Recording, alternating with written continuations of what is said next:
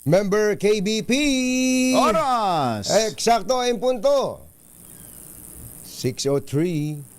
Humahataw, humahagupit, lumalatay na komentaryo sa Himpapawid. 2 por 2. Walang takot sa paghimay sa masalimuot na isyu ng bayan. 2 por 2. Humahataw na mga balita at impormasyon. 2 por 2. Ating damhin, ating lasapin ang hagupit na 2 por 2.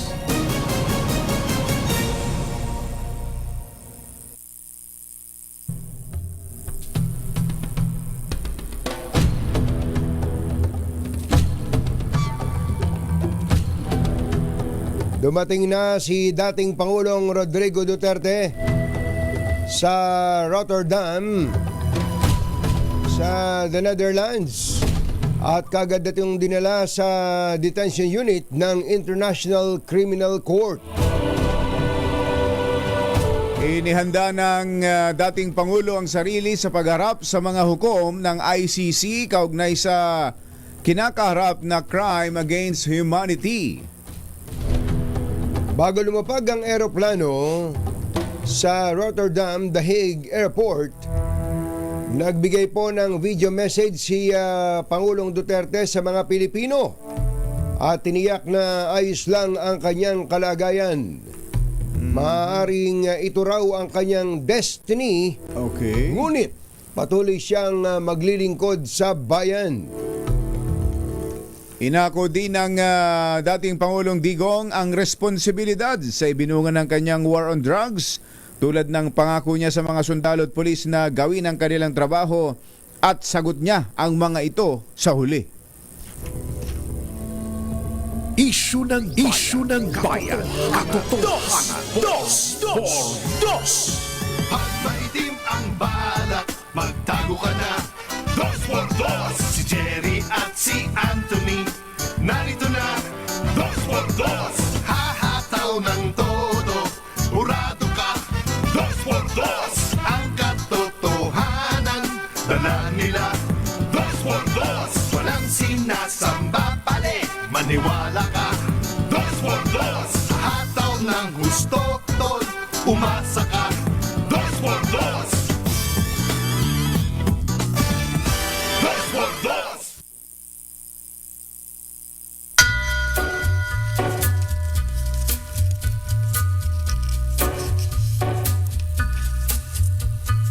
Take a little walk to the edge of town. Ay. Across the track Maganda morning. where the viaduct looms like Lame.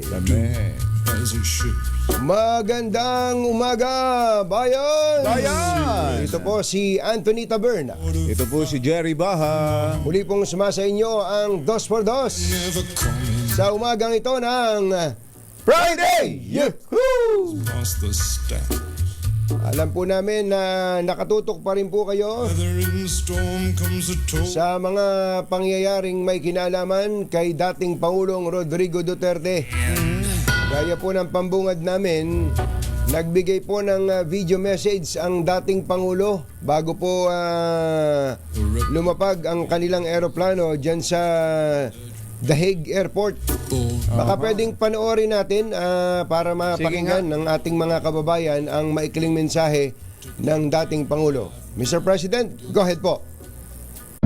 To my countrymen, just to give you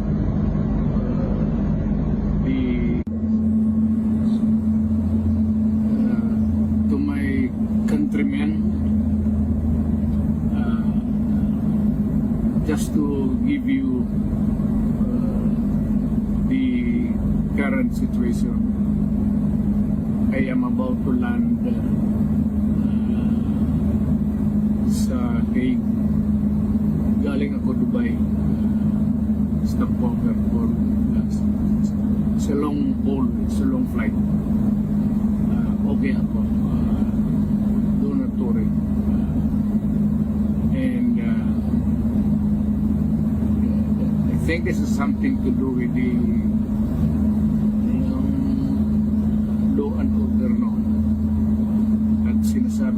sa mga polis, military na trabaho kayo at ako ang managot. So ito na nga, for all of the whatever happened in the past, ako na yung nag-front sa ating law enforcement at ating military. Sinabi ko na I will protect you and I will ako ang managot sa lahat.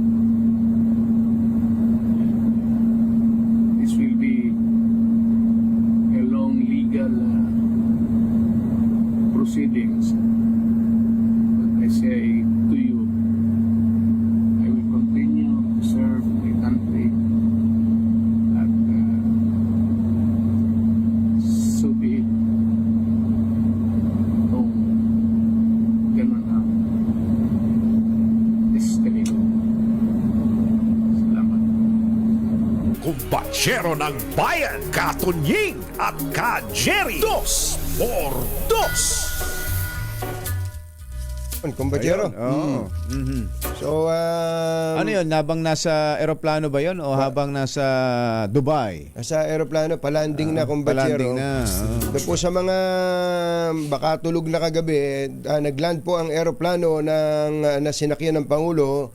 Ito pong Gulfstream 550 Ba? ng 11:56 kagabi, oras sa Maynila, pero 4:56 PM diyan po sa amin sa Netherlands. Sinurn over po siya ng mga otoridad ng Pilipinas sa Judicial Cooperation Unit ng Office of Registry ng International Criminal Court. Aha. Ang sabi po nitong ating embahada sa the Netherlands sa pamamagitan ni Ambassador Eduardo Malaya, napakalamig daw ngayon doon, kumbachero. Aba, ganun ba? Winter season, kaya naghanda daw po bumili at nag-deliver ng winter clothing Aha. at pamalit ng damit at care packages para kay dating Pangulong Duterte ang embahada doon. Sobra lamig.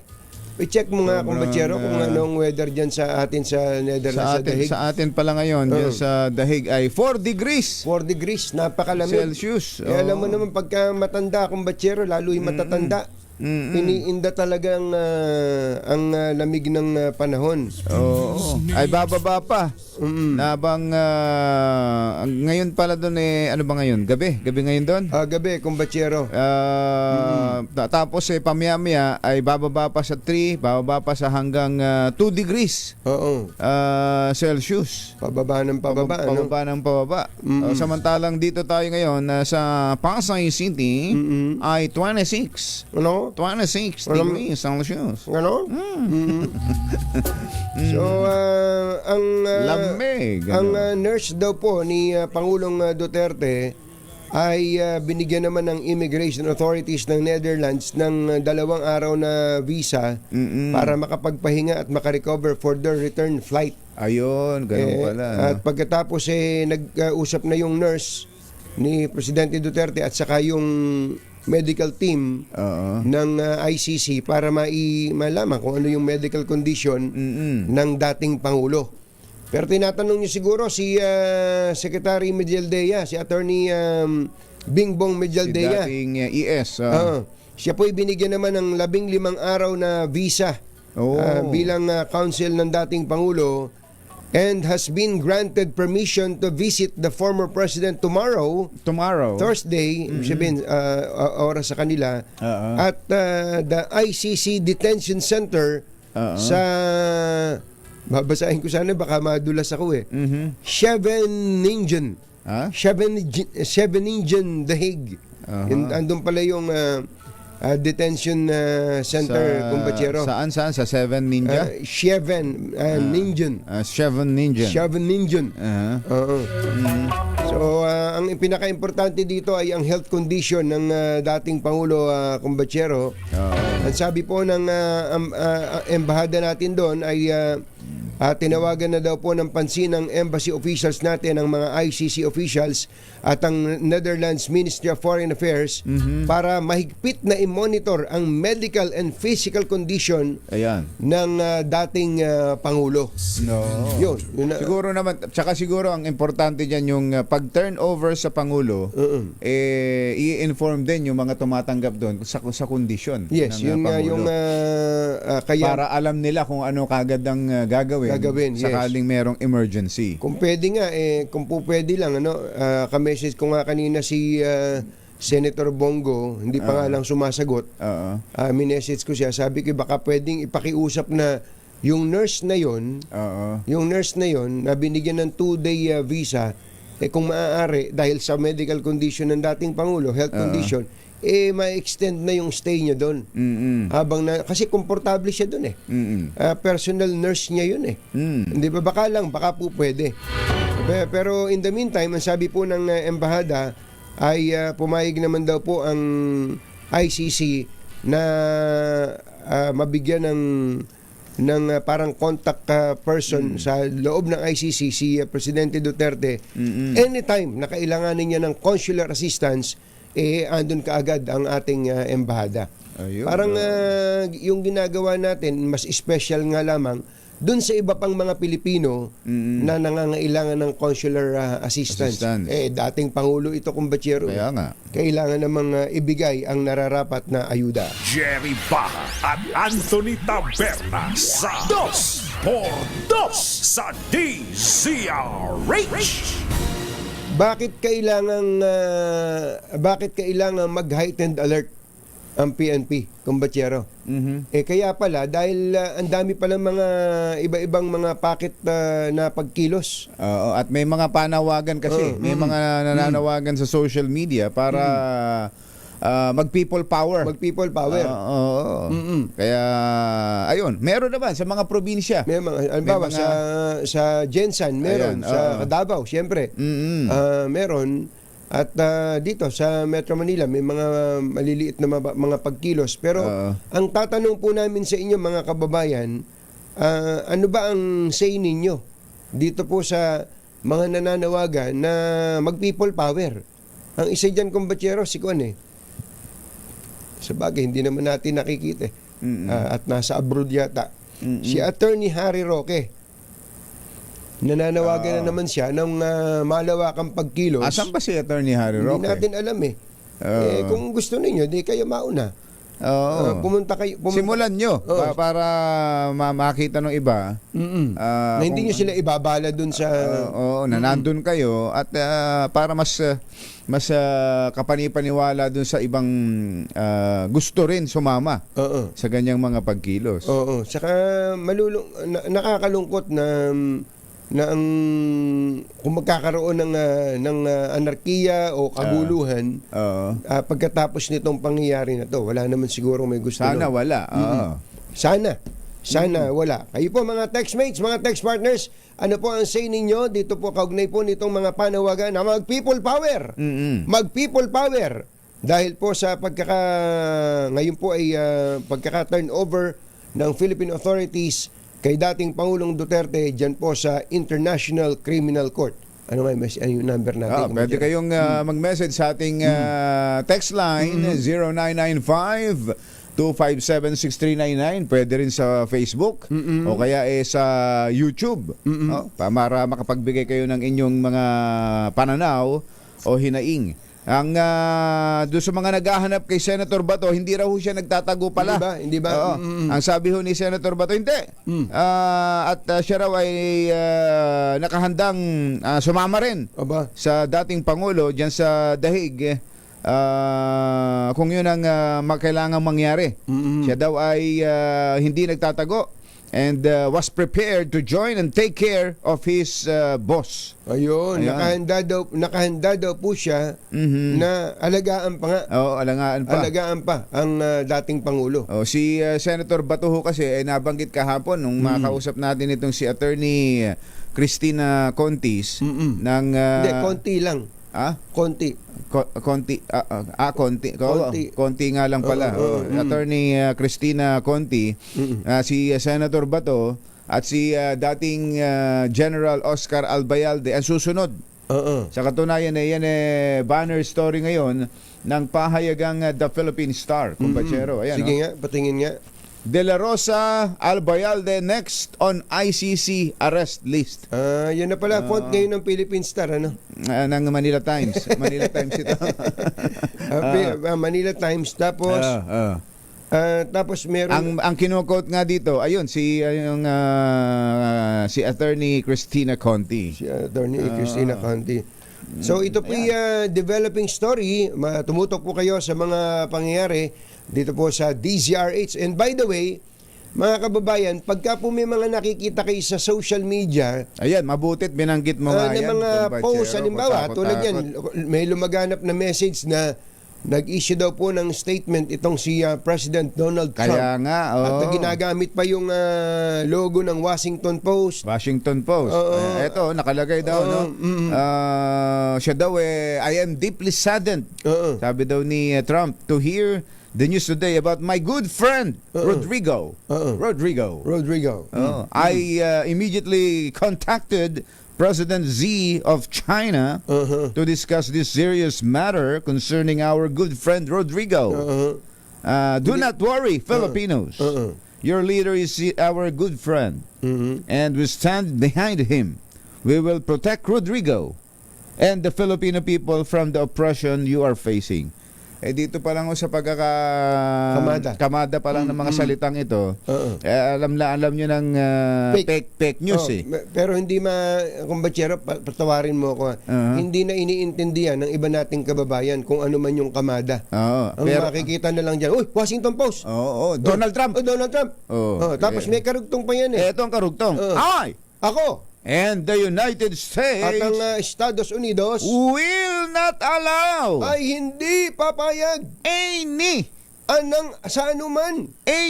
sa anuman of our allies and friends sa sino man pala na ating mga kaalyado at kaibigan to suffer, na magtiis, maghirap. and we At kami, Pongpagong, will impose sanctions ay magpapataw ng parusa against the Marcos laban sa administration Marcos administration for the unlawful act they did. dahil sa illegal na bagay na kanilang ginawa. Inuulit po namin, ito ho'y isang fake news. Fake news. Oo. Pero yung kamada, yung kamada po, kaya yung mga kababayan natin, wag po kayo kagad na naniniwala.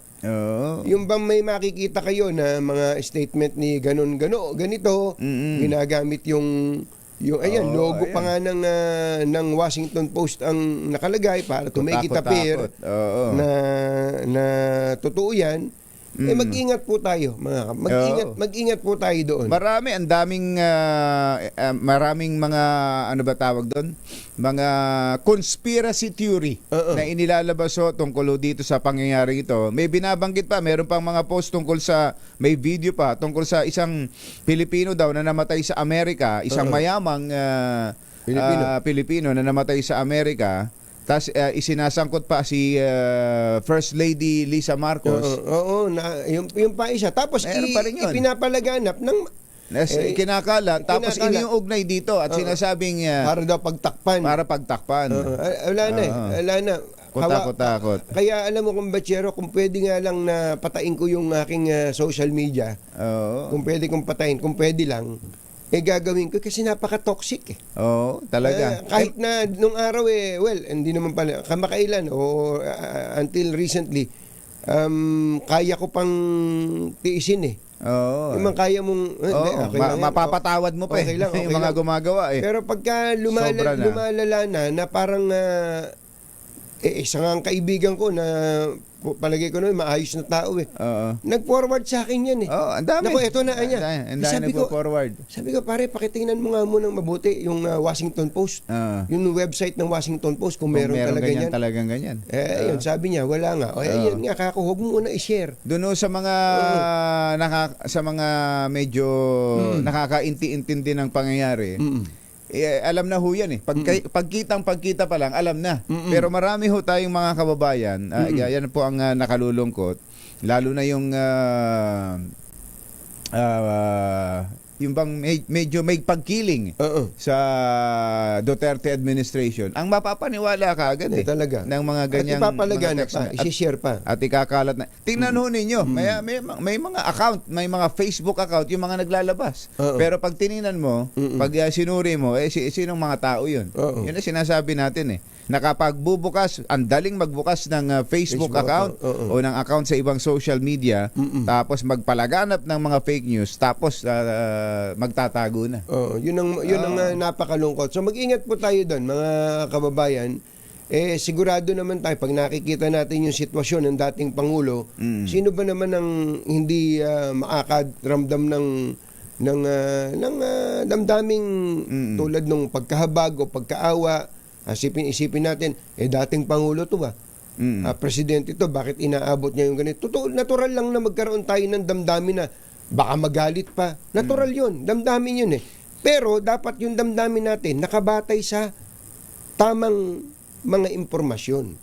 Sa factual information. Yun. Isyu ng bayan, katotohanan, 2x2.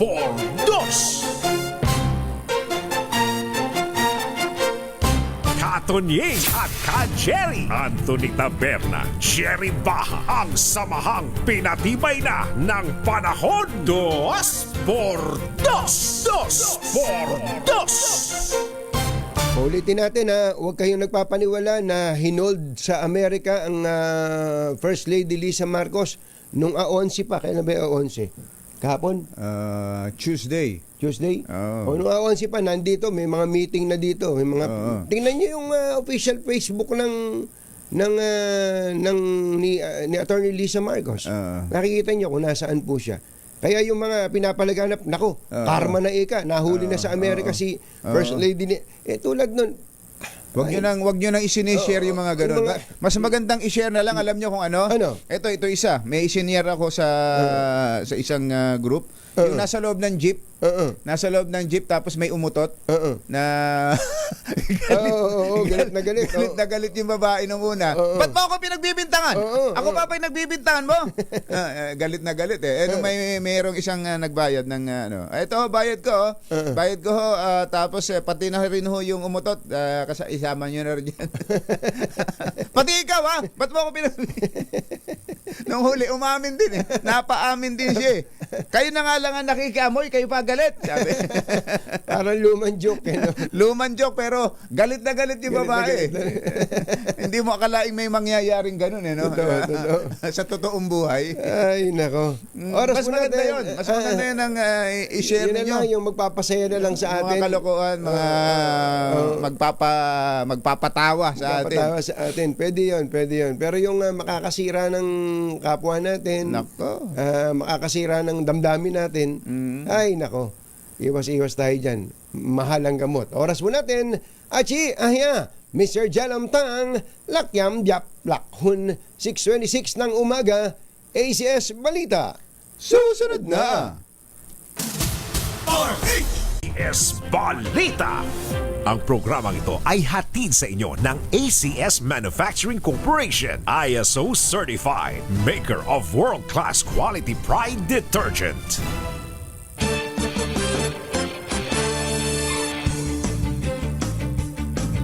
Sa ulo ng ating ACS Balita, Pilipinas kabilang sa pinakamabilis na lumagong ekonomiya sa Asia ayon sa Moody's. Malacanang itinanggi na pinagkaitan ng medical care si dating Pangulong Rodrigo Duterte habang nasa Villamor Air Base. Senator Bato, hindi nagtago. Handa raw pong sumuko at samahan si dating Pangulong Duterte sa the Netherlands. Hirit na house arrest ni Pastor Apollo Kibuloy ibinasura ng korte. DOTR sasagutin ang medical expenses ng 10 pasaherong nasugatan dahil sa pumalyang escalator ng MRT. At 1.2 billion pesos na halaga ng counterfeit goods na kumpiska ng Bureau of Customs sa isang warehouse sa Malabon. Magandang umaga, Luzon, Visayas at Mindanao. Good morning, Philippines! Hello, world! Kami po ang inyong mga tagapagbalita. Ito po si Jerry Baha. Ito po naman si Anthony Taberna. At ito ang... ACS Balita. ACS Good News. Inaasahan po ng Moody's rating na mag-expand ang ekonomiya ng Pilipinas ng 6% ngayong taon. At isinama ito sa Asia's fastest growing economies. Sa latest banking system outlook ng Moody's, binanggit po nito ang matatag na performance ng ekonomiya ng bansa at solid bank fundamentals bilang batayan sa matatag na outlook sa sektor ngayong taon. Sa forecast sa real GDP ng Pilipinas, lalago ito ng 6% sa 2025 at 2026 bilang isa sa fastest growing economy sa Asia. Pinanatili ng Moody's ang credit rating na Baa2 na may stable outlook sa Pilipinas. Ang Baa2 ay isang investment grade rating na may ilang speculative elements at moderate credit risk. Samantala, itinanggi ng Malacanang ang alegasyon na hindi binigyan ng tamang medical care si dating Pangulong Rodrigo Duterte matapos itong arestuhin at dalhin sa International Criminal Court sa The Hague, Netherlands. Reaksyon ito ni Palace spokesperson Claire Castro sa Instagram post ng anak ni Duterte na si Kitty na pinagkaitan daw ang dating Pangulo ng atensyong medikal. Sa katunayan, sinabi ni Castro na may kasamang mga medical staff ang dating Pangulo habang nasa loob ng Villamor Air Base. Ayon kay Attorney Castro, hindi totoo ang claim ni Duterte dahil nung panahon na yon ay binigyan na ito ng nararapat na pagtrato bilang dating Pangulo ng bansa. Gayunman, sinabi ni Castro na hindi talaga dinala sa ospital ang dating Pangulo batay sa pagsusuri ng mga doktor ng gobyerno ay hindi ito kritikal at walang panganib sa kanyang buhay. Alas 6:32 ng umaga, naimbag gabigat kada kayo amin na po. Agring kayon, gising na. Lumantad na si Senador Ronald Bato de la Rosa. Ayan. Matapos ang isang araw na pananahimik matapos isilbi ng Interpol ang arrest warrant laban kay dating Pangulong Rodrigo Duterte. Pinabulaanan din ni de la Rosa na siya'y nagtago at katunayan anya'y isa siya sa mga naghain ng petisyon sa Korte Suprema upang kwestiyonin ang pag-aresto kay Duterte at humiling ng TRO. Inihain ito ni De La Rosa sa pamamagitan ng kanyang legal counsel na si Attorney Israelito Torion. Nagpahayag din ang senador na handa siya na samahan si dating Pangulong Duterte sa The Hague, Netherlands upang harapin ang kasong crime against humanity ng International Criminal Court. Samantala, sinabi naman ng Malacanang na wala pa silang natatanggap na red notice mula sa Interpol para kina dating PNP Chief De La Rosa at PNP Chief Oscar Albayalde, kapwa akusado ni Duterte sa kasong may kaugnayan sa umanay EJK sa war on drugs. Ibinasura ng Pasig ang hirit na house arrest ni Pastor Apollo Kibuloy. Sa inilabas na desisyon ni Judge Reynelda Estacio Montesa ng Pasig Regional Trial Court Branch 159, tinablan nito ang hiling na house arrest ni Kibuloy sa kanyang bahay sa KOJC compound sa Davao o kaya sa Quezon City o kaya sa Tagaytay. Ang kahilingan ay isinumite ng kampo ni Kibuloy matapos siyang magpabalik-balik sa ospital mula Enero dahil sa pneumonia at hypertension. Pero ayon kay Judge Estacio Montesa, hindi kwalipikado para sa house arrest ang kondisyon ng kalusugan ni Kibuloy.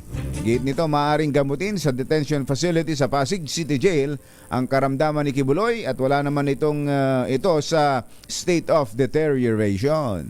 Ang ganda ng katawan ni Pastor. Saka magaling sa 3 points yan. Oh, sa edad niya, yung edad niya hindi nga tugma doon sa itsura ng bata. He looks younger tingnan. than his age. Yes. Kaya nga Tapos ngayon biglang may sakit na ganito. Masakit din mo salita si Judge, ano? sabi ni Judge, wag ka nga parang gano'n. 6:35 ng umaga, maupay nga aga mga kasangkayan, mga kabugduan, mata na kamo, gising na. Tiniyak ng Department of Transportation sa 10 paserong nasugatan sa escalator malfunction sa MRT3 sa Taft Avenue Station na sasagutin ang lahat ng kanilang gastusin sa pagpapagamot. Ayon kay DOTR Secretary Vince Dizon, ang insurance company na responsable ang magtatasa at Ayun. mag-aaproba ng kabayaran May insurance para pala. sa anumang nawalang kita resulta ng insidente. Ayun. Dapat Ay, yung mga- ganon. dapat ganon. Hindi Damages. lang yung Hospital. ospital. Oo. Pati yung mawawalang kita dyan. Sabihin mo na, ating, kung ano mga kikitain mo yung araw. Sabihin nyo na lahat. Dapat kumita ako ng 1 million sa Oo, araw na ito. ayun, Hindi- sabihin nyo hindi na. ako nakarating doon sa kausap ko. Oo, nasira na yung aming transaksyon. Oo. Ano ba kaya transaksyon? Magtitinda sana kami mga mani. Hindi, pero tama, walang biro po. Dapat ideklara po ninyo yung lahat ng mga potential revenue losses nung araw na yon. At sa mga susunod pang araw, kung hindi ka Oo. makakapagtrabaho, Ayun, kasama yun. ideklara nyo, kaya nandyan ang insurance eh. 10 pasahero po na sugatan sa aksidente na naganap noong umaga ng March 8 nang maputol ang paunahing kadena ng pataas na escalator. Kabilang sa nasugatan na isang babaeng pasahero na nagtamo ng pinsala sa bukong-bukong. Ikinandado ng Bureau of Customs ang isang warehouse sa Malabon matapos matuklasan na naglalaman ito ng mga ipinagbabawal na vape at mga peking produkto na nagkakahalaga ng 1.2 billion pesos. Natuklasan ng bodega sa isinagawang operasyon sa barangay Tanong, Malabon kung saan... Tanyong. Tanyong yan eh. Tanyong. Tanyong. Enye. Enye pala ito, mother. Ano? Mother, Ito po ay isa barangay Tanong. Tanyong. Ang kulit. Ang kulit. Wala kasing enye. Tanyong, Malabon. Kung saan nakuha ang mga disposable vape, brand, sapatos, bag at cosmetics. Kasama sa naabutan sa warehouse sa mga kagamitan, kasuotan, naabutan. Kasama sa mga naabutan sa warehouse. Anong nagkaabutan? Parang tatakbo yung mga tatakbo yung mga produkto. Inabutan. Mga kasuotang pampaganda, mga produktong gamit sa bahay at iba pang mga counterfeit goods. Paalala ni Customs Commissioner Benvenido Rubio sa publiko, mag-ingat sa mga binibiling produkto dahil sa hindi magandang dulot sa kalusugan ng pagtangkilik sa mga peke. Pansamantalang ipinasara ang warehouse habang binibigyan ng 15 araw ang may-ari na magsumite ng mga dokumente na magpapatunay na lehitimo ang pag-aangkat sa mga produkto at binayaran ng karampatang Pero kung buwis. counterfeit, paano magiging legitimate yung Kaya counterfeit? nga, kung counterfeit Oo. At tapos Ano nga ulit? Ano yung mga produkto merong vape, mga vape Vape, products, merong ang mga kasama daw na naabutan sa warehouse, kagamitan, kasuotan, pampaganda. Uy, may mga beauty products. Mother. Mga Maganda. gamit sa bahay. Pampaputi. Meron pampaputi. Meron. Tina. Ayan, meron. Kaya lang, fake. Fake. Mga fake daw eh. Ano kaya gagawin dito pag ganyan? Normally, ibinebenta ulit. Hindi. Normally, dapat ay sinasalya na yan, sinisira. Sinisira. Dapat. Ganun. Pero kung mache-check naman na wala namang masama epekto sa kalusugan yan, ba't mo masisirain? Oo, sayang. Susunod! Ito boy! Hoy, mga LGU, may paalala po ang COMELEC doon sa bigas, ha? Sa bigas ng NFA, ha? Abangan nyo ang paalala ng COMELEC. At pati na yung dagdag singil sa kuryente ngayon. Magtawag nga tayo sa may-ari ng Meralco. Yan at iba pa sa pagbabalik ng ACS Balita. 6:39 in the morning. This time check is brought to you by Walang balitang makakaligtas, walang balitang makakalampas, saan mang sulok ng kapuluan. ACS Balita! ACS Balita! Ang programang ito ay hatid sa iyo ng ACS Manufacturing Corporation, ISO Certified, maker ng world-class quality Pride detergent. Hi! Maganda morning! Ano ba ang araw today, kumbachero? Today is Laundry Day, Pride Day. Yuhuu! At pag Laundry Day, Pride Day, all you need is Pride Washing Machine Detergent. May triple stain away formula kaya tanggalang makapit, madikit, malupit na dumitman siya kaya easy ang labada. Kaya pala mula noon hanggang ngayon, All you need is pride. All you need is pride. ACS. Kasama ang 2x2 tandem Anthony Taberna at Jerry Baja. ACS Balita. Ay, good morning lang kay Justice Hinerhito. Justice, magandang morning at birthday pala ngayon ng Justice. kanyang pinsan na si Warren Hito. Ayun, ang spelling nun, Gito. Ayan, Gito. Gito. Ayan, Gito, ayan. Good morning and happy birthday, Kuya Warren. Alam naming busy kayo sa napakaraming mga isyong politikal, pero baka may nalilimutan tayo, ha? Meron tayong binabayaran buwan-buwan. At isa po dito ay ang kuryente. At baka sa monitor kababantay ninyo ng mga pangyayari sa kay Tatay Digong, tumataas ang kuryente ninyo. Oo. Yung pa isa. Makibalita nga tayo sa Meralco dahil tataas daw yung singil sa kuryente ngayong buwan. Bakit? Alamin nga natin mula sa may-ari ng Meralco, si Idol Manong Joe Saldariaga. Manong Joe, magandang morning. Ay, magandang morning, Katunying. Kaibigan Jerry, kinakabahan ako sa mga intro nyo eh. Naiintindihan naman ni... Lingkod lang po, tagahatid ng liwanag. Tama kayo, no? Nung isang araw, kaka-anunsyo ko lang na magkakaroon ng upward adjustment sa singil sa kuryente. Magkano po yan? 26 centavos yung total increase, which is equivalent to mga 53 pesos para sa isang typical na household na may consumption ng 200 kilowatt hours. No? Gusto ko lang linawin na itong pagtaas ng mga iso dahil yan sa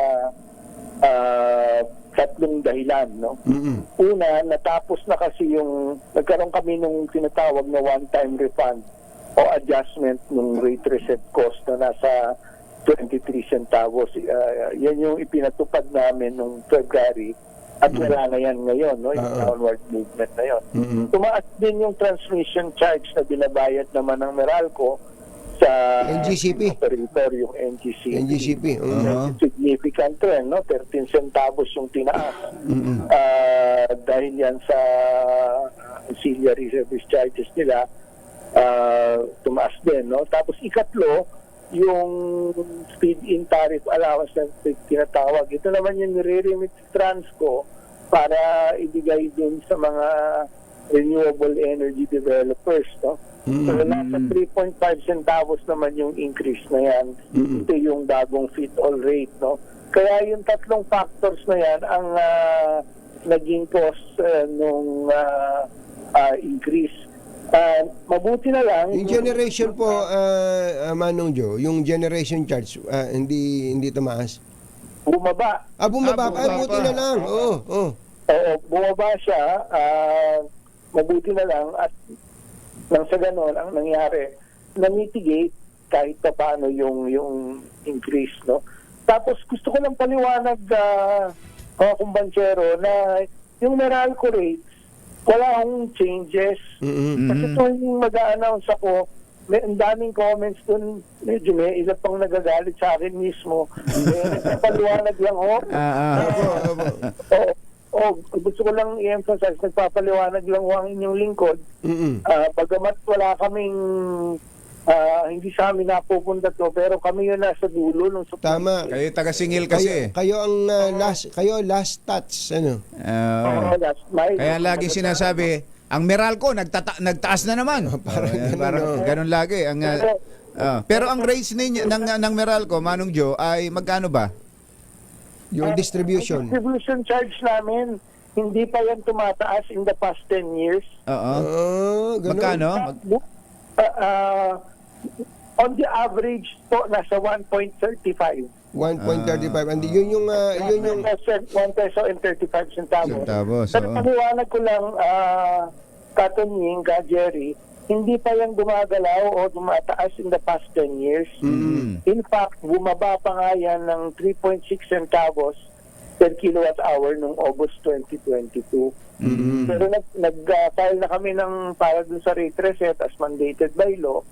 Antayin namin kung ano yung magiging decision. So, most of the movements, actually, yung pinakamalaking component sa bill natin, more than 60% yan generation. Tapos, andyan yung transmission, andyan yung other charges, pati mga buwis.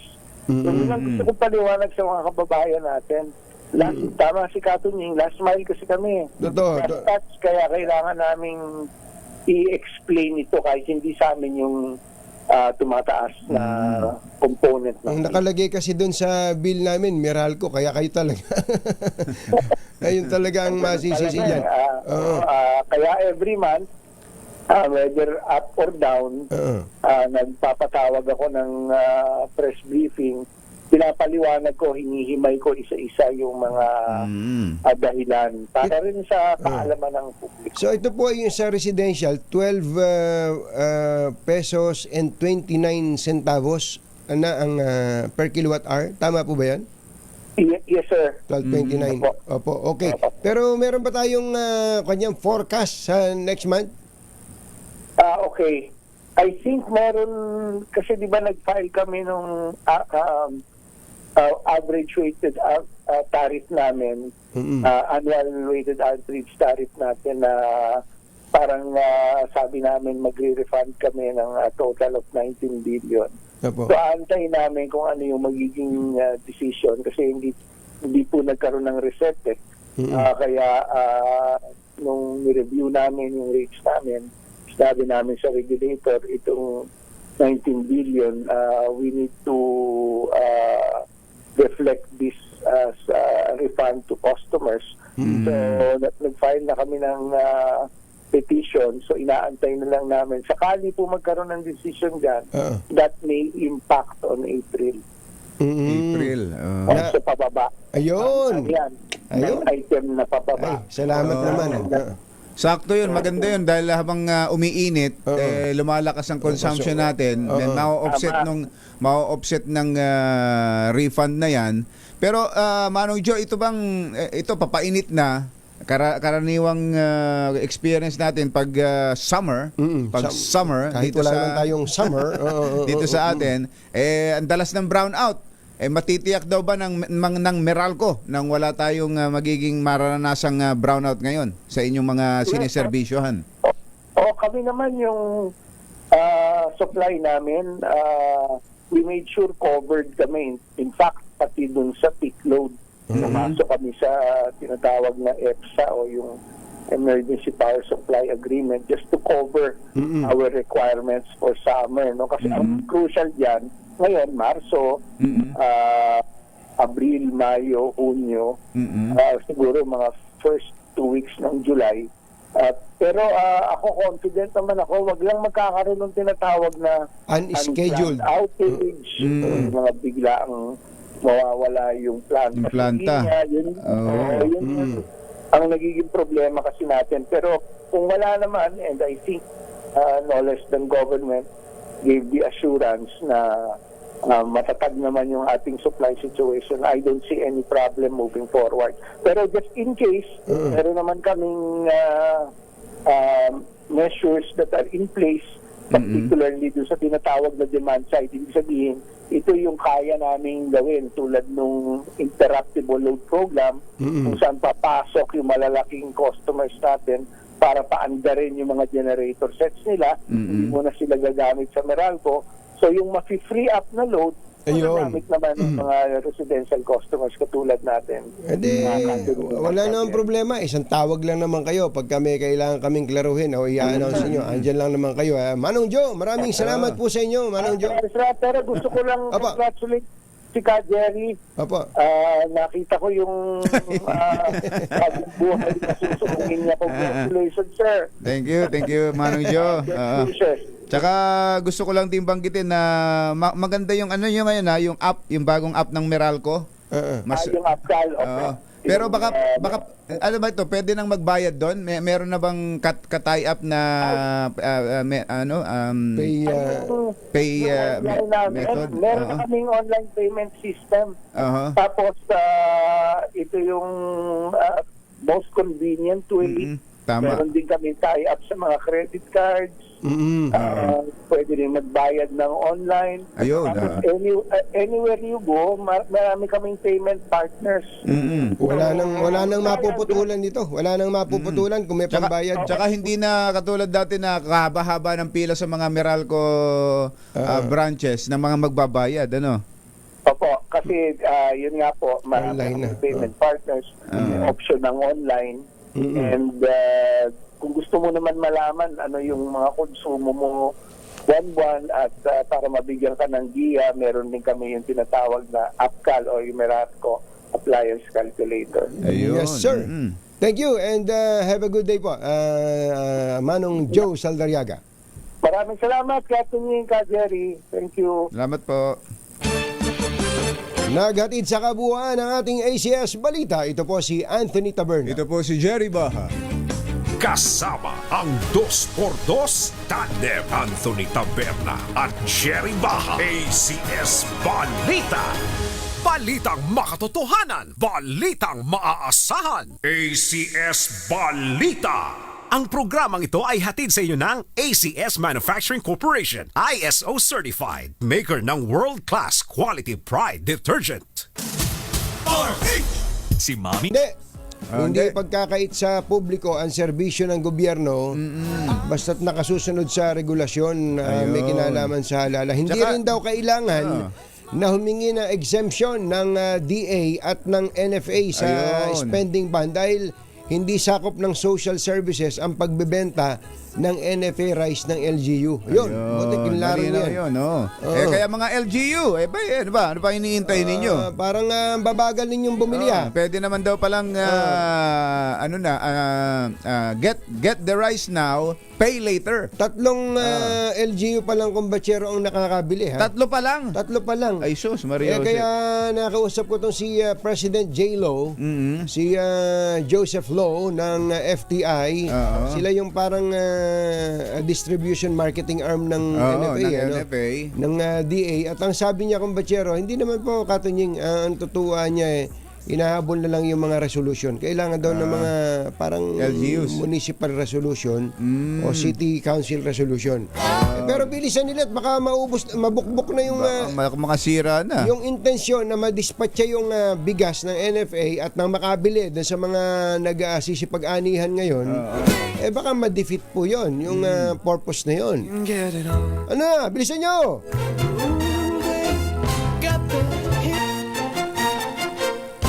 Katonying at Ka-Jerry. Anthony Taberna, Jerry Baha. Ang samahang pinatibay na ng panahon. 2x2.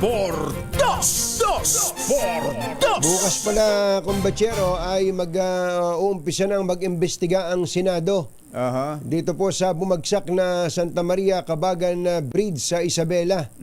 Ito po ay sa bisa ng isang resolusyon na inihain ni Senator Alan Peter Cayetano. Ito pong Resolution 1322 at pinaiimbestigahan niya ito sa Blue Ribbon Committee ng Senado. Directing, and nakalagay doon sa Resolution 1322, directing the Committee on Accountability of Public Officers and Investigations, Blue Ribbon, to conduct an inquiry in aid of legislation on the sudden collapse of the Cabagan Santa Maria Bridge in the province of Isabela, less than a month after it was completed and opened to the public, leaving 6 persons injured, and to look into the processes and protocols of the Department of Public Works and Highways from planning to bidding to construction to inspection and to the testing of public infrastructure projects in order to ensure public safety and how the DPWH deals with errant and abusive contractor. Napaka-importante nito. Dapat lang talagang magkaroon tayo ng review dito po sa mga proseso na ito. Baka kasi dahil sabi nga familiarity breeds contempt, familiarity breeds corruption. Baka mga tropa-tropa na yun, kumbatsero. Okay na yan. Okay na yan. Saan ka naman nakakita ng tulay? Ito pong tulay na to ay ginawa sa loob ng 10 taon. Mario Joseph, ano? Opo, 10 taon po ginawa itong tulay na to. 2014 nang ito po ay ponduhan itong 500 ito pong tulay na ito na ang Biruin haba mo yun, ang 2014. 720 linear meters po ito 2014 pa. Ito po ay Inabutan ng pandemic natigil. Tapos itinuloy ngayong 2023. Na complete, hindi actually kumbachero ay okay na rin sana ito bago pa Mag-pandemic? bago pa mag-pandemic. Alam mo ang dahilan, ito pong tulay na originally ang budget po nito ay 640 million. It was set to be completed in 2029 but was delayed by several years allegedly due to design defects. Ayun. Oh. So may design defect kaya nga nung 2023 kumbachero nag-additional funding to 275 million para ayusin yung Tingnan mo na. Dagdag na pundasyon. naman. Oo. Retrofitting kaya inabot po ito ng 1.22 billion yung kabuang Mario presyo Josep, ano? nito pong tulay na to. Tapos unang gamit pa lang bagsak na. Ay, nako. Bagsak na kumbachero. Ang tanong diyan, ito bang tulay na to na i-turn over na officially o formally? Mukhang hindi pa. Na? Hindi pa, kumbachero. hindi pa. Yun yung binanggit ni Secretary Manny Bonoan. Hindi pa pala. Oh, hindi pa. Eh, Nasa pangangalaga pa ng kontraktor yan. Kaya nga testing pa. Nasa stage pa ng testing itong tulay. Kung ganon, hindi pa dapat bayad ito. Kasi kung hindi pa accepted yung produkto, hindi pa dapat binayaran. Ang tanong, bayad na ba to? Kung may ibinayad man, hindi pa full payment. Hindi pa dapat full payment ito. Ayan, yan po ay iimbestigahan bukas. Mainam na maimbestigahan yan. At malaman, bakit ba parang napakalambot ng kamay ng pamahalaan doon sa tulay na yon. Totoo. Bakit kakaibang treatment? Hindi ba yung bumagsak? Yung bang nagulat na dapat ganun ang reaksyon ng gobyerno Dapat diyan. Bumagsak. Asan yung kontraktor niya? Dapat ganun kaagad. Saka mabilis ang kilos. Kung sa bagay kumbachero, yung tulay sa Iloilo. Naalala mo yung tulay sa Iloilo? Kabago-bago. Kabago-bago, hindi madaanan. Sira ka agad. Nako. Dahil sa ang kontraktor, congressman! Ayan.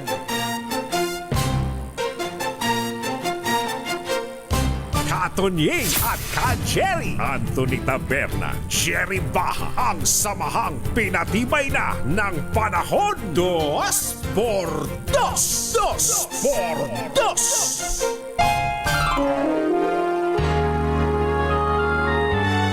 Kauna-unahan sa Pilipinas. Manila Broadcasting Company. DZRH, member, kapisanan ng mga broadcaster ng Pilipinas. Member KBP, Oras. Kapopoy, Direct. Kapopoy, 8 minuto na makalipas ang 7 ng umaga. Balitang bagong-bago. Balitang dapat alam mo. Balitang magdadagdag ng talino. Dahil bagong impormasyon, makibalita. Unang-una sa DZRH. Pangunahing balita. Kasama ang 2x2 tandem nina Anthony Taberna at Jerry Baha. Araw po ngayon ng Huwebes at 13 ng Marso 2025. Sa ulo ng ating mga paunahing balita, dating Pangulong Duterte nakarating na sa Netherlands. Ipinasok na sa detention cell bago ang paglilitis sa ICC. Kampo ng dating Pangulo at ni Senator Bato bigong makakuha ng TRO sa Supreme Court. Malacanang tiniyak na hindi pababayaan ng pamahalaan ang dating Pangulong Digong sa kasong kinakaharap sa ICC. VP Sara, posible raw manalo sa 2028 presidential elections kasunod ng pagka-aresto sa kanyang ama. Cash reward laban sa killer ng 2 pulis Bulacan tumaas na sa mahigit 2 milyon. At 5 Chinese na sangkot sa pagdukot sa kanilang kababayan arestado sa Pasay City. Magandang umaga Luzon, Visayas at Mindanao. Good morning Philippines. Hello world. Kami po ang inyong mga tagapagbalita. Ito po si Jerry Baha. Ito po naman si Anthony Taberna. At ito ang... Pangunahing balita. Sa detalye, ikinulong na si dating Pangulong Rodrigo Duterte sa The Hague Penitentiary Institution kung saan siya mananatili habang nililitis ang kanyang kasong crimes against humanity ng International Criminal Court. Bandang alas 2:34 ng madaling araw oras sa Pilipinas nang pumasok sa Scheveningen Prison ang itim na SUV lulan ang dating Pangulo. Nasaksihan ang pagdadala kay dating Pangulong Duterte ng kanyang mga supporters doon na nag-aabang sa gate ng penitentiary. Dumating ang eroplanong sinakyan ni Digong mula Maynila patungong Netherlands alas 11:54 kagabi, oras sa Pilipinas. Bigo ang kampo ni dating Pangulong Rodrigo Duterte na agarang makakuha ng temporary restraining order mula sa Korte Suprema upang pigilan sana ang pag-aresto dito at dalhin sa the Netherlands. Ayon kay Supreme Court spokesperson Camille Ting, matapos ang virtual deliberation sa petisyon, nabigo ang mga petitioner na mag-establish na malinaw at unmistakable right para sa agarang pagpapalabas ng TRO. Gayunman, inatasan ng Supreme Court ang mga respondent sa petisyon na magsumite ng komento sa naturang petition with prayer for TRO o writ of preliminary injunction sa loob ng 10 araw mula nang matanggap nila ang kautusan. Bago ito, iginit ng ilang Duterte supporters na may inilabas ng TRO ang Korte Suprema bago pa man inilipad ang dating Pangulo sa The Hague, Netherlands. Nagbigay ng katiyakan ang Malacanang na hindi pababayaan ng pamahalaan si dating Pangulong Rodrigo Duterte habang ito ay nililitis ng International Criminal Court sa kasong crime against humanity. Inuki ni Palace Press Officer Undersecretary Claire Castro ang umiiral na batas na nagsasabing basta Pilipino ay makakaasa ng tulong mula sa pamahalaan. Kahit po ang dating Pangulong Duterte ay masasabi pong dapat na usigin o kailangan magkaroon ng hearing sa ICC, hindi naman din po papabayaan ng ating gobyerno, lalong-lalo na po kung ito ay tungkol sa kanyang karapatan. Sino man, kahit hindi po dating Pangulo, basta po Filipino, makakaasa po yan ng tulong sa ating pamahalaan. Ang tinig ni Undersecretary Claire Castro ng PCO. Kumbinsido si dating Pangulong Rodrigo Duterte na mananalo ang kanyang anak na si Vice President Sara Duterte sakaling tumakbo ito sa 2028 presidential elections dahil sa ginawang pag-aresto sa kanya. Inihayag ni Duterte ang kanyang prediction habang nasa custody ng mga otoridad sa Villamor Air Base kasunod ng arrest warrant ng ICC. Sa Instagram post ni Kitty Duterte, sinabi ng dating Pangulo na kapag tumakbo ang kanyang anak na si Sara sa pagkapangulo ay tiyak na mananalo ito dahil sa ginawa sa kanya. Si VP Sara na na-impeach ng Kamara ay naghihintay ngayon ng impeachment trial sa Senado na natatayong impeachment court. Alas 7:13 ng umaga, tiniyak ni dating Pangulong Rodrigo Duterte sa sambayanang Pilipino na nasa mabuting kalagayan siya at walang dapat ipag-alala. Ito ang mensaheng inilabas ng dating presidente sa kanyang official Facebook account bago lumapag ang sinasakyang eroplano sa Netherlands. Sa video, ikinuwento rin ni Duterte na nag-stop over sila sa Dubai at makikitang maayos naman ang kalagayan nito.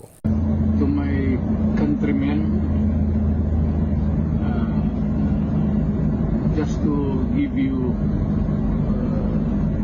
the current situation, I am about to land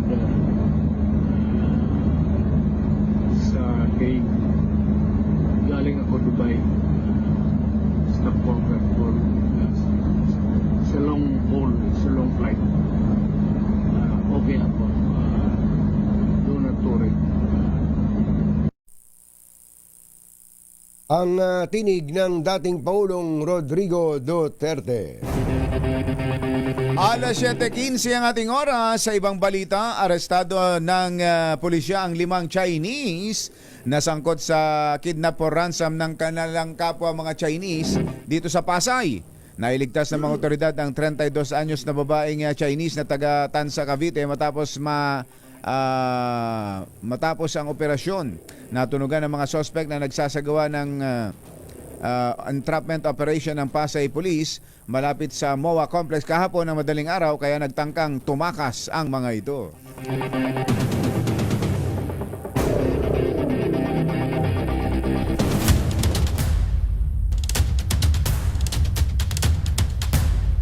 Okay, balita nga muna tayo sa labas, kumbachero. May mga gulay daw pong nagkalat sa kalsada dyan sa may Blumentritt. Dapat naman, walang bumibili. Ba't kinakalat? Kinakalat? Sira ba yan? RH29, beneficiary ng 3,000. Ganda ng mga get up ni Boy Gonzales. Ganda ng picture ni Boy doon. Tsaka namimilog yung mata sa kaligayahan. RH29, Boy Gonzales. Come in, Boy! Anthony, Jerry, ubos na yung 3K. Ubus na? Ubus na ba? Kailan ba yon? Kailan mo ba natanggap yon? Nung isang araw. Pangatlong araw na ngayon dahil naibigay na ito sa barangay namin. 3,000. 3 buwan. Kada buwan kasi ay 1,000. Dati naman daan lang eh. Dinubli ni Mayora. Kaya 1,000 na. Kaya 3K, 3,000 kada 3 buwan. Marami nang naibigay na mga benepisyo ng mga senior sa mga bawat barangay dito sa lungsod ng Maynila. May narinig nga ako no minsan na may nadaanan ako, may megaphone at may trompa. Isang sasakyan magwawangwang, tapos mag-a-announce na mga kababayan ko, payout na po. Kailangan na po kayong pumunta sa barangay hall para sa pamamahagi. Ang kailangan lang po ay magbigay kayo ng Xerox copy ng inyong ID na may 3 pirma. Tama nga ba? Ganun nga ba, Boy? Tama ka, Jerry. Tama pala na. Xerox lang ayos na. Mga senior yun talaga every 3 months yung iba kasi ay naka-ready na yung Xerox. Pero yung iba, kapag narinig yun, ay napapaserox na sa mga apo. Mag-xerox na kayo ng 4 na kopya at may pirma bawat isang kopya ng 3. 3 pirma, ayun. Tapos ipicturean ka ng barangay, nakatunayan na natanggap mo na yung pensyon. Ayun. Yung ayuda. So malaking tulong 'yan yung dinagdagan ni Mayor Hani Lacuna, yung inyong pensyon. Kung halimbawa ilan lang kayong sa pamilya, 500 isang araw. Meron na kayong pabiling bigas, gulay, ulam, mga gulay, ulam. Ayan. At yan yung kagandahan. Doble na.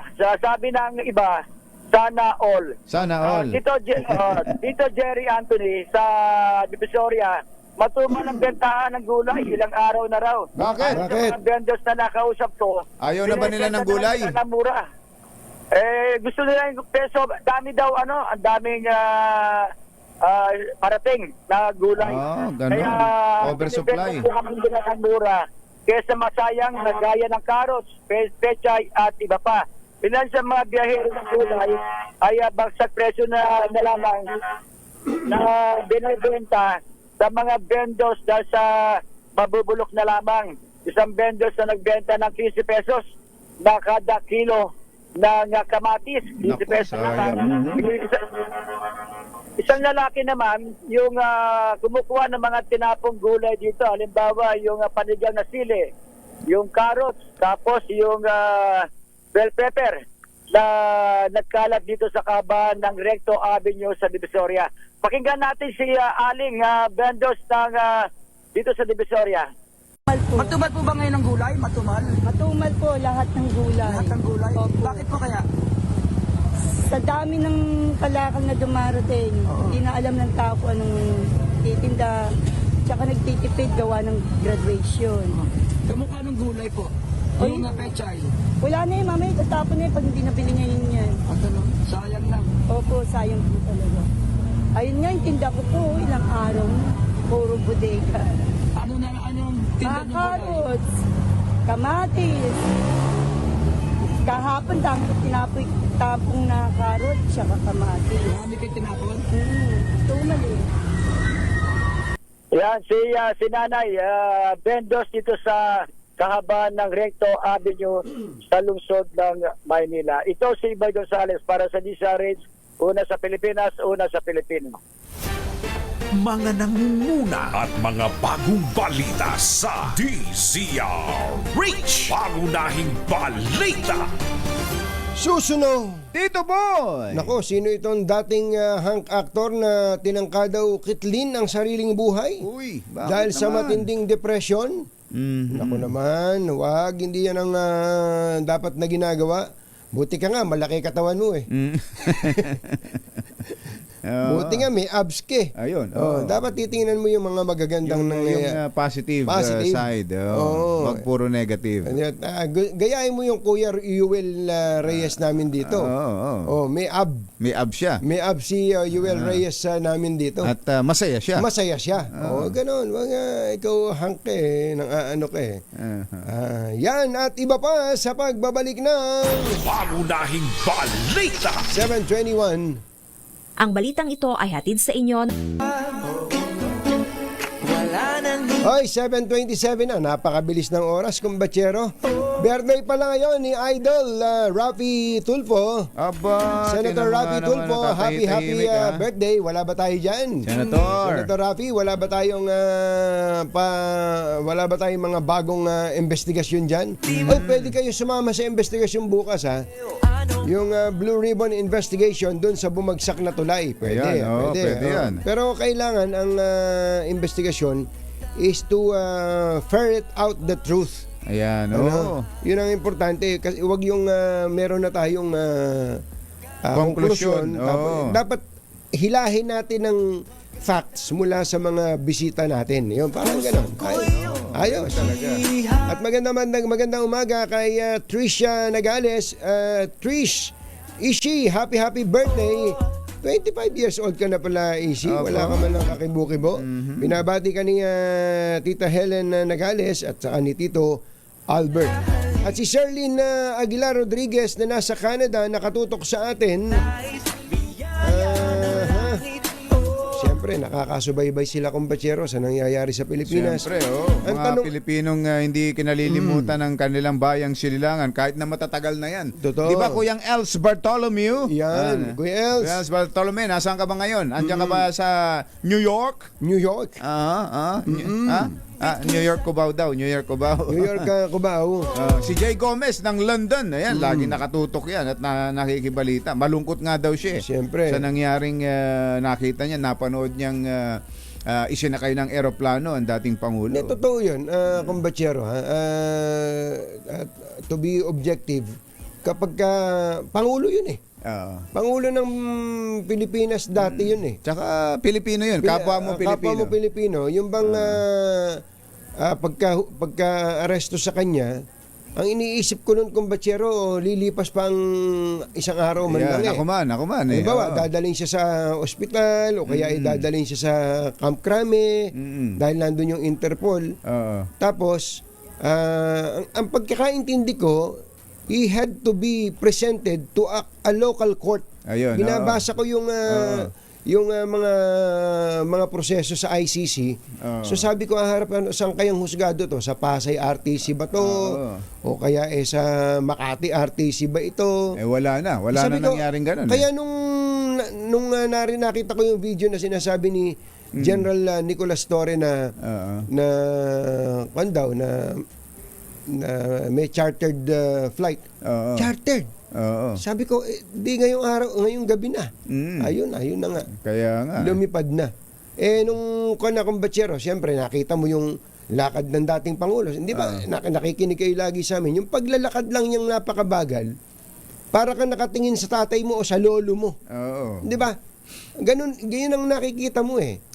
Na kahit papaano, kahit naniniwala kang ito ay kahit pa sabing ang posisyon mo ay naniniwala ka sa tamang proseso, pero yung human side natin, makikita mo pa rin na maawa ka pa rin. At yun nga, dahil sa ito'y isang Pilipino. Yun. Kapwa mo Pilipino, dadalhin sa ibang bansa para litisin.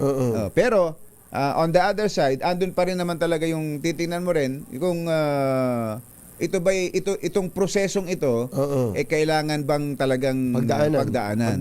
Ayun. Kaya nga sa totoo lang, kumbatsero, depende kung saan ka tumitingin. Kung saan ka tumitingin, kung saan ka nakatayo. Pero tandaan natin mga kababayan, ulitin ko lang to, lagi namin sinasabi ni kumbatsero, may buhay tayo ha.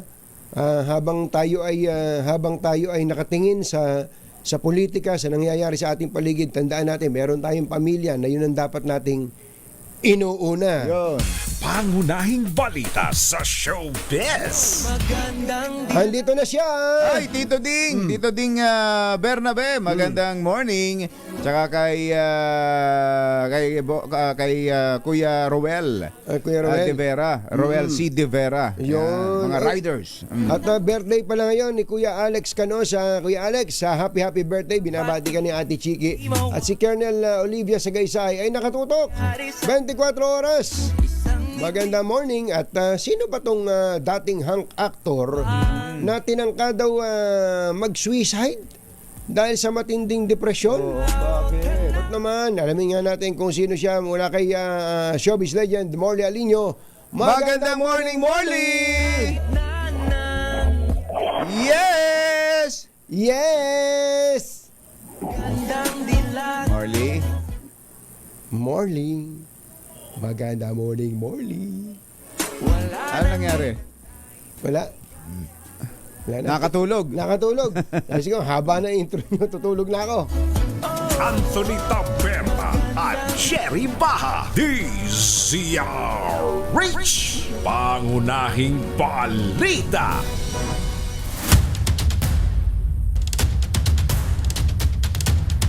Kinokontak po natin ang PNP. Wala tayong makontak sa PNP. Bakit? Napagod na ba sila? Si RH52 meron daw binabantayan dyan sa EDSA Shrine. Ano ba sitwasyon yan sa EDSA Shrine? RH52 Edniel Parosa, kami na dyan!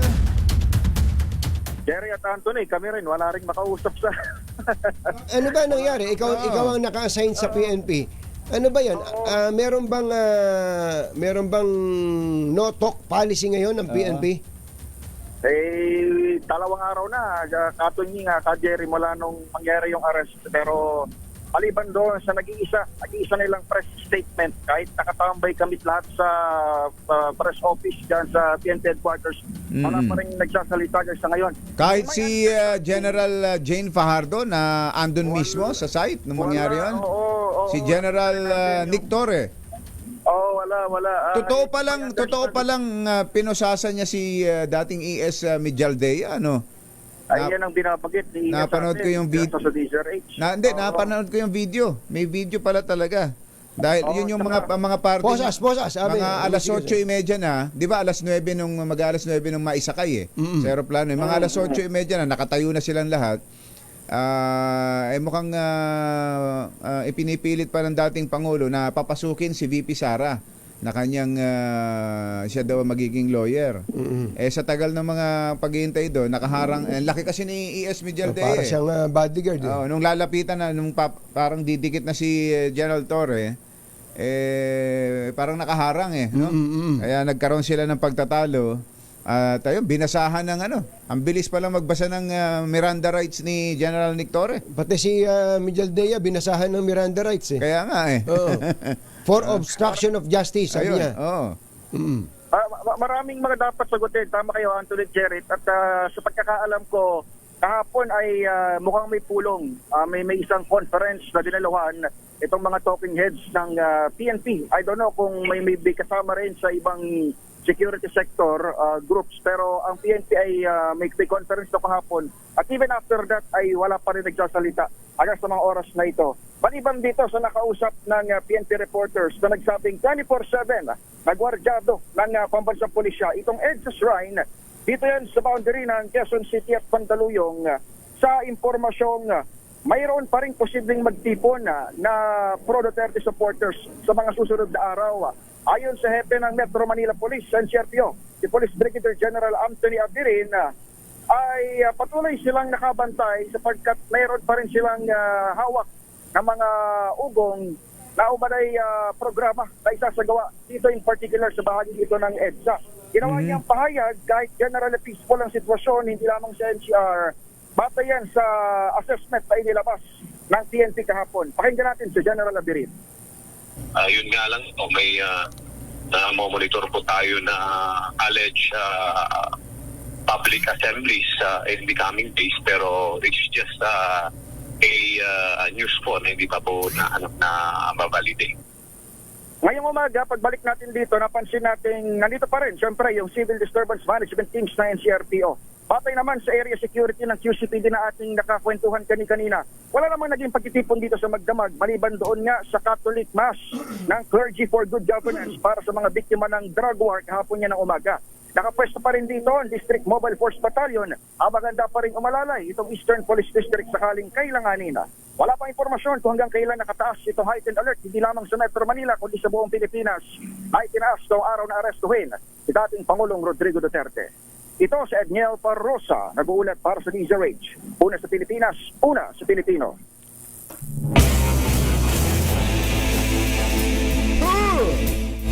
Thank you, Edniel. Talagang pinagbutihan ko yung tugtog kasi si Giselle na Pero kailangan parang warrior yung... parang warrior ang dating, ano? Ang dating nito, Konsehal, Councilor J.R. Bartolome. Happy birthday dyan sa Herona, Tarlac. Birthday pala ni Councilor J.R. Bartolome. Happy birthday. Andito na siya. Ang kamatis. Kamatis ay bagsak presyo.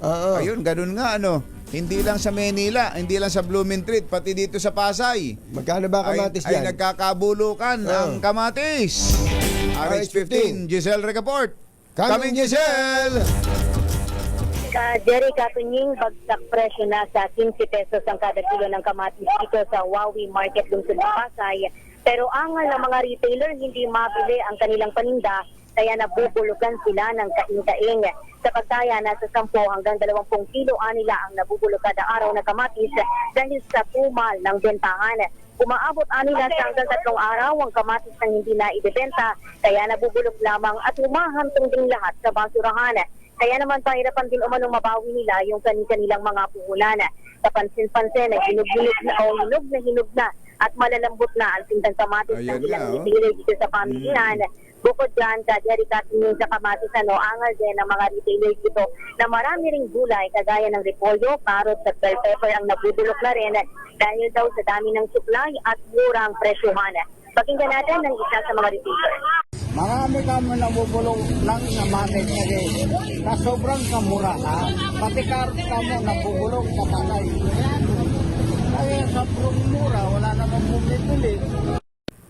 Ayun, oversupply, ano? Oversupply, Jerry Katunying. Ang pulang sibuyas dito, 50 pesos ang kada kilo. Yung kulay puting sibuyas ay 70 ang kada kilo. Ang repolyo, 25 na lang ang kada kilo.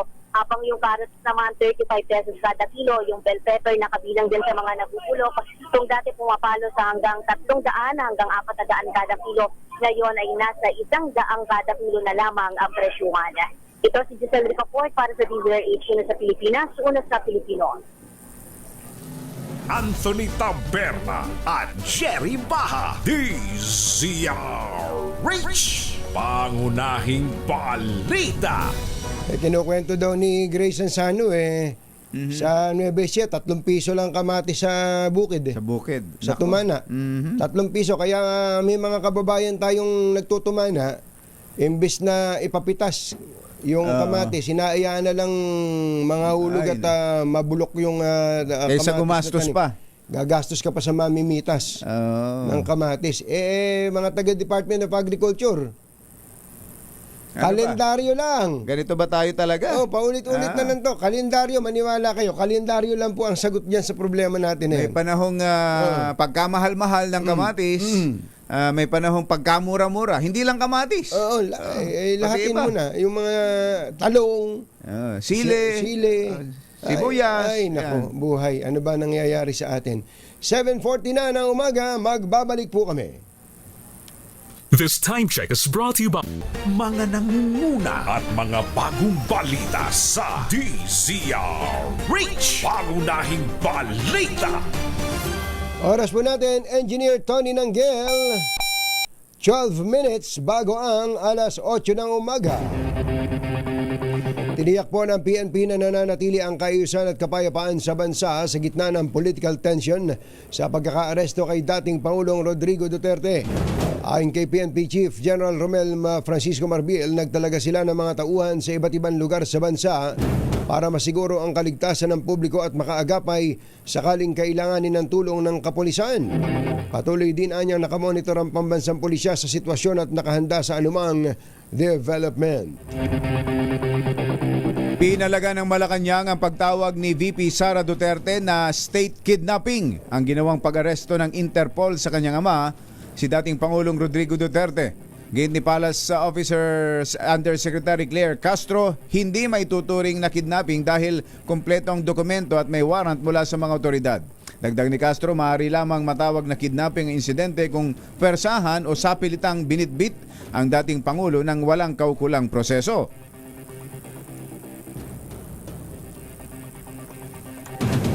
Yusek. Yusek. Ano po ba yung elements ng kidnapping? Ba? Pagkuha ng sapilitan ng walang otoridad. Yan yung pinakasimple. Yan ang pinakasimple para sa taong bayan. Unang-una po, paano po magiging kidnapping? Kung may warrant of arrest. It was issued by an authority, by the court. Si Yusek Claire Castro.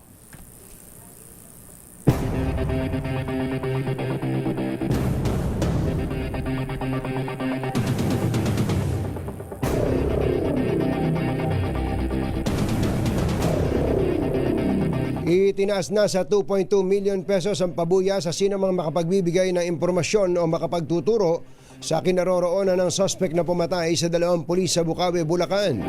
Kasunod ito ng alok ni Bulacan Governor Daniel Fernando na magbibigay siya ng 2 milyong pisong pabuya para sa ika-aresto ng suspect. Una rito nangako sina Bukawi Mayor John Villanueva at Police Regional Office 3 Director General Jean Fajardo na magbibigay ng tig 100,000 piso para sa ikadarakip ng gunman na si alias Atan. Samantala, hawak na ng mga pulis ang kasabwat ng gunman na si alias Dado. 3 lugar sa bansa ang makakaranas ng Danger Level Heat Index ngayong Huwebes. Batay sa March 12 Bulletin ng Pag-asa, nasa 45 degrees Celsius ang mararanasang temperatura sa Dagupan City, Pangasinan ngayong araw, tulad din ang naranasan nitong heat index kahapon. Posible namang umabot sa 42 degrees ang heat index sa Virac, Catanduanes at sa Cotabato City. Ang heat index sa pagitan ng 42 degrees at 51 ay tinuturing na mapanganib sa kalusugan at maaaring magresulta ng heat cramps, heat exhaustion at heat stroke. Sa Metro Manila, inaasahang aabot naman sa 40 degrees Celsius ang temperatura dito sa Pasay, Naiya, Pasay at 38 degrees Celsius naman sa Science Garden, Quezon City. Inulit lang po natin, nakausap po natin via messenger si Philippine Ambassador to the Netherlands, Eduardo Malaya, at kanyang binigyan din kumbachero ang order. Ang order ng DFA Manila na bigyan o pagkalooban ng consular assistance ang dating Pangulong Duterte. So lahat daw po ng tulong na maibibigay sa isang mamamayang Pilipino na nasa kanilang bansa ay nandoon sa malayong bansa ay ibibigay ng ating embahada sa Netherlands. Dahil nga po malamig ang panahon doon, gano'n na ang temperature ngayon? 4 degrees, 3 degrees ngayon. 3 degrees Celsius ang temperatura po ngayon sa Netherlands. Bumili po ng winter clothing ang embassy at pamalit ng damit at care packages para sa dating Pangulong Rodrigo Duterte. Pati po yung mga kasama niya ay pinagkalooban din ng winter clothing at pamalit na damit dahil nga hindi naman nakapagbihis yan walang dala. Kung ano yung damit noong umalis, yun na rin po yung damit pagdating po doon. Yung pong nurse at aide ni Pangulong Duterte ay binigyan ng 2 araw na visa ng immigration ng Netherlands, samantalang si former Executive Secretary Bingbong Medialdea ay binigyan ng 15-day visa bilang abogado ng dating Pangulo, at 24/7 daw po ay mayroong consular assistance na maibibigay kay Pangulong Duterte, kaya may mobile phone na iniwanan para doon. Ayun. So ang pagtuturing sa kanya ay isang mamamayan na Pilipino na handang tulungan ng pamahalaan ng Pilipinas, and this is upon the orders of the Department of Foreign Affairs, Manila, sabi po ni Ambassador Eduardo Malaya. Isyu ng bayan, katotohanan, 2 por 2. Oras po natin 5 minutes bago ang alas 8 ng umaga. Oy, Kuya Elmer Ngo, maganda morning. Maganda morning. At happy birthday muli kay Kuya DJ, kay Kuya Dominic Jorge. Ayan, Kuya Dominic Jorge, happy birthday. Ay, baka kailangan nyo nang magpalit ng bubong ng bahay, ha? Oo, buti na lang may bubong na maasahan. Gawa sa state-of-the-art technology. May aluminum na. May pintura pa. Now available na rin sa pre-painted tiles pan. Para sa eleganting bubong na matibay na, makulay pa, Mag-Cherry Loom pre-painted ka na! 7:55.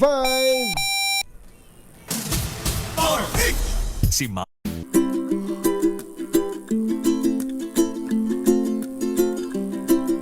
Napakahabang araw para sa dating Pangulong Rodrigo Duterte, kumbachero. Ngayon ay mag-aalauna na ng madaling araw dyan sa atin sa the Netherlands. At gaya po nung ibinalita namin sa inyo kanina, siya po ay dinala na doon sa detention facility ng ICC o International Criminal Court. Maganda yung detention facility nila pala doon, ano? Maganda, subalit na kumbachero, siya ay magiging malungkot doon. Lalo pa nga at nasa isang malayong bayan. Bagamat ito po ay isang proseso na kahit na hindi natin inaasahan na ganito kabilis ang mga pangyayari, nandiyan na po yan eh. Narinig po natin ng dating Pangulo, ang sabi niya, do not worry. Sabi po niya sa kanyang mensahe bago po lumanding ang eroplano, wag daw po tayong mag-alala sapagkat haharapin daw po niya ito, at alam niya na magiging mahaba ang prosesong ito ng paglilitis dyan po sa International Criminal Court. At inulit po ng dating Pangulo ang kanyang sinabi na ito naman yung ipinagpaon na niya sa mga pulis na sumunod sa kanya noon. Ako bahala sa inyo, and eto na, dumating na, and maybe, sabi ng dating Pangulo, this is my destiny. So hintayin po natin kung siya mismo ay yun po ang pagtingin niya, at mukha namang magiging ayon sa paliwanag na isa nakakaintindi sa ICC processes, may mga na-absuelto po dyan eh. Meron. Malay nyo naman, magulat pa tayo na ang prosesong ito ay magre-resulta ng absolution o kaya ay pagdedeklara na not guilty ang dating Pangulo.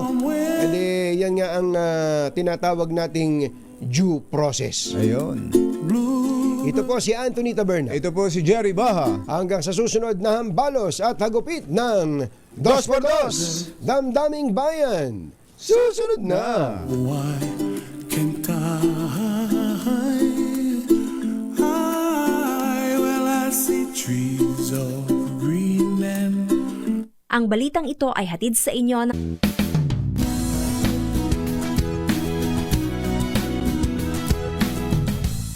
Wow, ang saya. Isang barangay na labada? Puro mancha pa. Goodbye, pahinga. Mommy, isang laba lang yan sa Pride Bar Blue.